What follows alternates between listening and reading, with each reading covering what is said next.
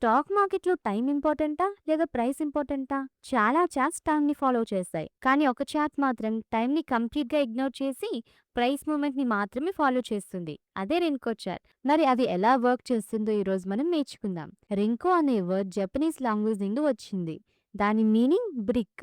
Candlestick చార్ట్‌లో ప్రతి time ఫ్రేమ్‌కి ఒక క్యాండిల్ ఫార్మ్ అవుతుంది. కానీ రింకో చార్ట్‌లో టైమ్‌తో సంబంధం లేదు. ప్రైస్ ప్రీడిఫైన్డ్ వాల్యూ అంత మూవ్ అయితే మాత్రమే ఒక కొత్త బ్రిక్ ఫామ్ అవుతుంది. ప్రైస్ మూవ్ అవ్వకపోతే ఎంత టైం అయినా కొత్త బ్రిక్ ఫామ్ అవ్వదు. For example brick size 10 rupees అని సెట్ చేసామనుకోండి. ఒక షేర్ ప్రైస్ 1500 దగ్గర ఉంది. ప్రైస్ 1510కి వెళ్తే ఒక గ్రీన్ బ్రిక్ ఫామ్ అవుతుంది. మళ్ళీ 1520కి వెళ్తే ఇంకో గ్రీన్ బ్రిక్ ఫామ్ అవుతుంది.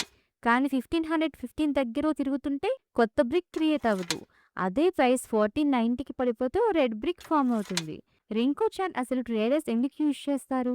మెయిన్లీ ట్రెండ్‌ని క్లియర్‌గా ఐడెంటిఫై చేయడానికి యూజ్ చేస్తారు. స్మాల్ ప్రైస్ ఫ్లక్చుయేషన్‌ని ఇగ్నోర్ చేస్తుంది. మార్కెట్ నాయిస్‌ని ఫిల్టర్ చేస్తుంది. అప్ ట్రెండ్, డౌన్ ట్రెండ్‌ని ఈజీగా ఐడెంటిఫై చేయొచ్చు కాబట్టి. కానీ ఒకటి గుర్తుపెట్టుకోండి. రింకో చార్ట్ యాక్చువల్ టైంని చూపించదు. కాబట్టి exact entry and exit decisions కోసం క్యాండిల్‌స్టిక్ చార్ట్‌ని కూడా చూడటం మంచిది. క్యాండిల్‌స్టిక్ చార్ట్ యాక్చువల్ ప్రైస్ స్టోరీని చూపిస్తే రింకో చార్ట్ ట్రెండ్‌ని బ్రిక్స్ ఫార్మ్‌లో చాలా క్లీన్‌గా చూపిస్తుంది. నెక్స్ట్ వీడియోలో పాయింట్ అండ్ ఫిగర్ చార్ట్ అంటే ఏంటి? రింకో చార్ట్‌కి దానికి డిఫరెన్స్ ఏంటి అనేది మనం నేర్చుకుందాం. మార్కెటర్స్ తెలుగుని సబ్స్క్రైబ్ చేసి బెల్ ఐకాన్‌ని ఆన్ చేయండి. Learn smart, think long term. నేను సివిల్ ఎస్టేట్ అడ్వైజర్‌ని కాదు. ఈ వీడియో కేవలం ఎడ్యుకేషన్ పర్పస్ కోసం మాత్రమే. Thank you for watching.